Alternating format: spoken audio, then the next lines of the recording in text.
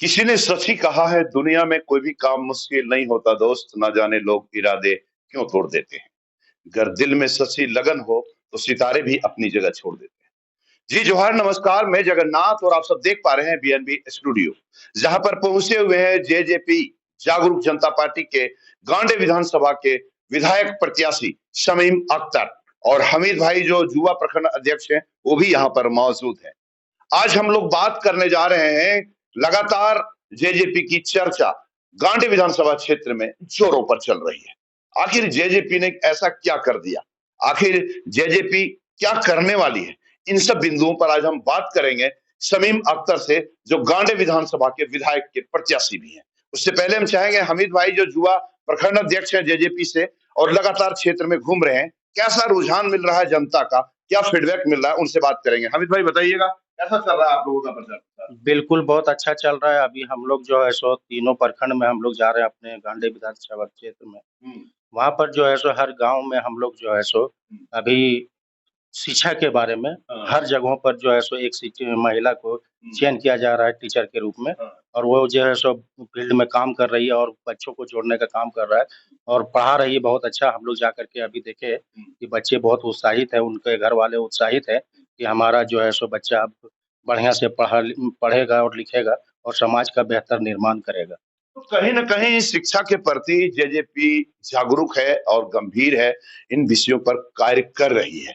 आखिर क्या और कर रही है और क्या करने जा रही है, हम लोग शमीम अख्तर से करेंगे खुलासा और उन्हीं से करेंगे बात। हमारे स्टूडियो में आपका बहुत-बहुत स्वागत है। शमीम साहब, आपका बहुत-बहुत शुक्रिया आपको कि आपने हमारे ऑफिस आज पधारे यहाँ पर। बहुत-बहुत ब बधाई आपको। बहुत-बहुत शुक्रिया, और बीजेपी को बहुत-बहुत धन्यवाद। और आप मेहनत करें, निश्चित रूप से हमारे क्षेत्र से आप हैं। बताते चलें कि जिनसे आपको हम परिचय आज करवा रहे हैं, शमीम अख्तर कोई बोरो प्लेयर या कोई विदेशी प्लेयर नहीं है, गांडे विधानसभा क्षेत्र के नहीं, बेंगाबाद प्रखंड क्षेत्र की बात कर रहे हैं।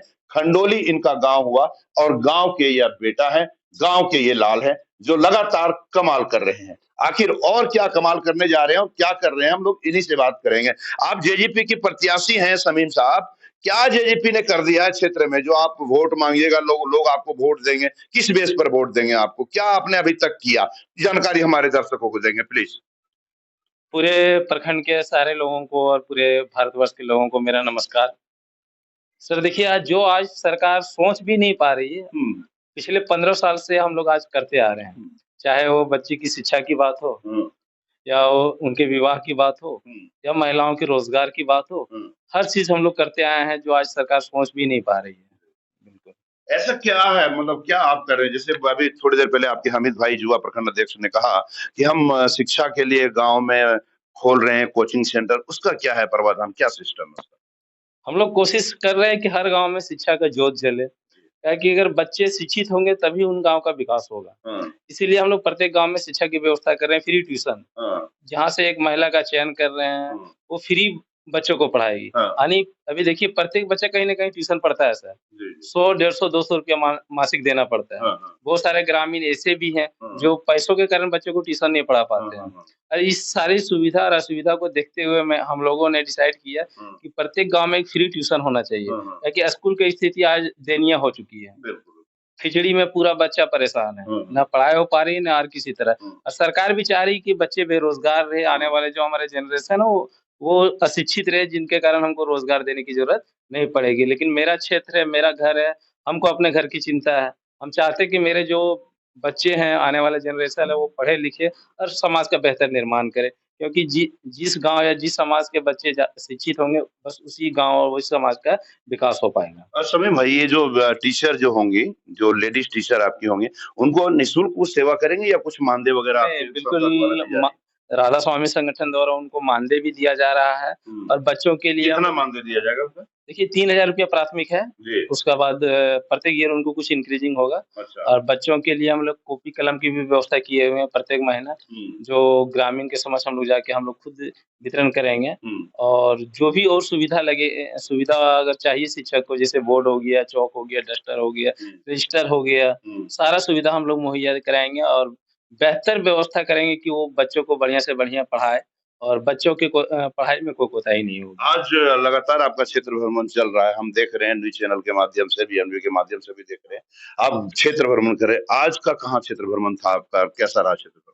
नहीं, नहीं, बहुत बढ़िया रहा। आज लुप्पी-डुबा हम लोग गए हाँ, और वहाँ के पूर्व मुखिया राजकुमार, हाँ, वर्तमान मुखिया बारिक अंसारी हाँ, और हमारे पंचायत समिति इकबाल अंसारी जी से मिले। हाँ, उन्होंने उन लोगों का बहुत प्यार रहा, स्नेह रहा, वहाँ के लोगों से भी हमने मुलाकात की। हुँ, बहुत ही हमारे प्रति बहुत ही उनका रुझान और प्यार हुँ, दिख रहा था सारे लोगों के चेहरे पे, क्योंकि आज हम लोगों ने जो उनके साथ जितना उनका सहयोग किया, आज तक किसी सरकार ने भी नहीं किया है। जी, बाकी सरकार ने ग्रामीणों ने खुद कहा कि सरकार ने आज तक तो सिर्फ़ वादा किया था। हुँ, आप जो है एक हैं, जो वादा नहीं करके जा रहे हैं, आप जो दे रहे हैं हमारे घर के लिए, बच्चों के लिए, सारे लोगों के लिए करके जा रहे हैं। ऐसा आज तक किसी ने नहीं किया और मैं उन लोगों का बीएनबी के माध्यम से बताना चाहूँगा कि मैं भी उन लोगों का बहुत ही आभार व्यक्त करता हूँ, उनके प्यार और स्नेह के लिए। सारे लोग हमारे साथ हैं और सारे लोगों ने सहमति भी जताई और हम लोग कामयाब होंगे। इस तरह का प्यार जिस तरह से क्षेत्र से आ रहा है कि हम लोग कामयाब होंगे और होंगे भी क्यों नहीं? क्योंकि हमने वादा करना नहीं जाना है। हम क्षेत्र का बेटा हैं और इसी क्षेत्र का रहने वाले हैं और क्षेत्र के लोगों को दुःख-सुख को समझ पा रहे हैं। हम बोड़ो प्लेयर नहीं, आपने कहा कि हम बोड़ो प्लेयर नहीं हैं। हुँ, मेरा घर हुआ और हुँ, घर का समस्या का समाधान घर का बेटा ही कर सकता है, कोई बाहरी नेता नहीं कर सकता है। तो देख पा रहे हैं लुपी पंचायत के पूर्व मुखिया, वर्तमान मुखिया और पंचायत समिति से मिल कर के आ रहे हैं। उन लोगों का भी रुझान, उन लोगों का भी प्यार जेजेपी के प्रति देखने को मिल रहा है। एक आखिरी सवाल हम लोग बात करेंगे शमीम अख्तर से।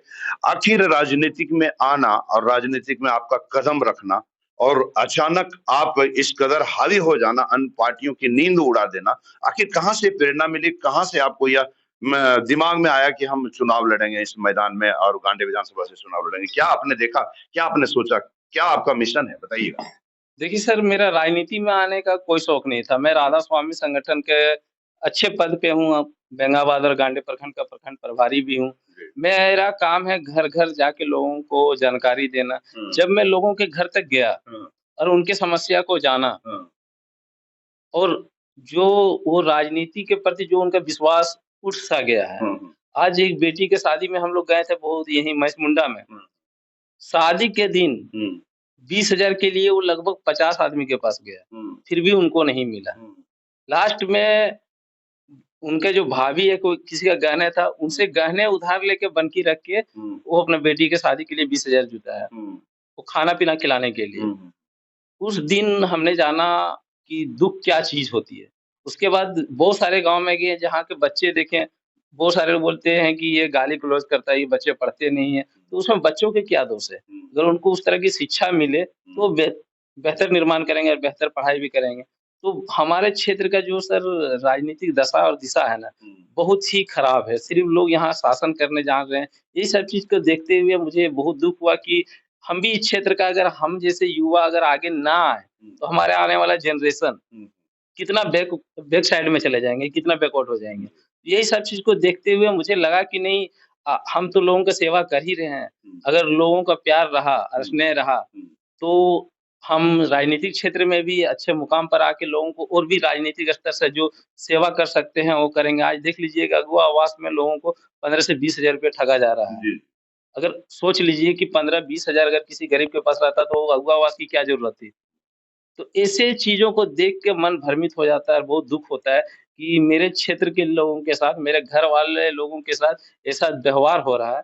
ये सब बर्दाश्त के बाहर है और हम भी चाहते हैं युवाओं से अपील भी करते हैं कि इस सब चीज़ का विरोध कीजिए और समर्थन कीजिए, सारे युवा आगे आइए और बदलाव कीजिए। जब तक बदलाव नहीं कीजिएगा सर विकास नहीं होगा और यही मुद्दे पे हम लोग आगे आए हैं कि अपने क्षेत्र में इस तरह का कोई भी काम नहीं होने देंगे। घूसखोरी हो गया और भी बहुत सारी समस्या है, उस तरह का कोई भी हमारे क्षेत्र में नहीं चलेगा। हम सिर्फ़ हवाई जहाज़ से आके हाथ हिला के चल जाना, लोगों के ना समस्या को जान पाना, ना समझ पाना। आज देख लीजिए सर, कोई भी नेता आता है 10 मिनट के लिए एक जगह बैठ जाता है। 5,000 के लोग रहते हैं और बोलता है हम लोगों से मिलें। हम तो 1 घंटा बैठते हैं फिर भी 500 लोगों का समस्या का समझ नहीं आता है कि क्या-क्या समस्या है। वो 5 मिनट में 5,000 लोगों का समस्या कैसे समझ लेते हैं हमको समझ में नहीं आता है। बहुत-बहुत शुक्रिया, आपको बहुत-बहुत धन्यवाद। तो देख पा रहे थे शमीम अख्तर से जब बात हुई, तो बात निकल कर के यह सामने आ रही है कि गरीबी को इन्होंने बहुत करीबी से जब देखा तो इनके मन में बदलाव का संकल्प आया और इसी बदलाव संकल्प को लेकर के गांधी विधानसभा क्षेत्र से प्रत्याशी बने हैं और चुनाव के मैदान में डटे हुए हैं और लगातार क्षेत्र में इनका भ्रमण जारी है। अब देखना है वक्त और समय क्या बतलाता है और क्या कहेगा। तब तक आप बने रहे बीएनबी के साथ, क्योंकि बीएनबी सच है तो बोलेगा। जय हो, जय हिंद, सत में जयते, वंदे मातरम। Thank you. जन जन की आवाज पर सबसे तेज रफ्तार। जी हां, हर खबर असरदार। मेरे चैनल को करें अभी सब्सक्राइब। 11 वर्षों से बीएनबी पर आपका विश्वास सर चढ़कर बोल रहा है। जी हां, तभी तो खबर की सच्चाई को बीएनबी खरे सोने की तरह तोल रहा है। सच की आवाज होगी बुलंद और झूठ का नाव डोलेगा। बेशक आप बने रहें बीएनबी के साथ, क्योंकि बीएनबी सच है तो बोलेगा।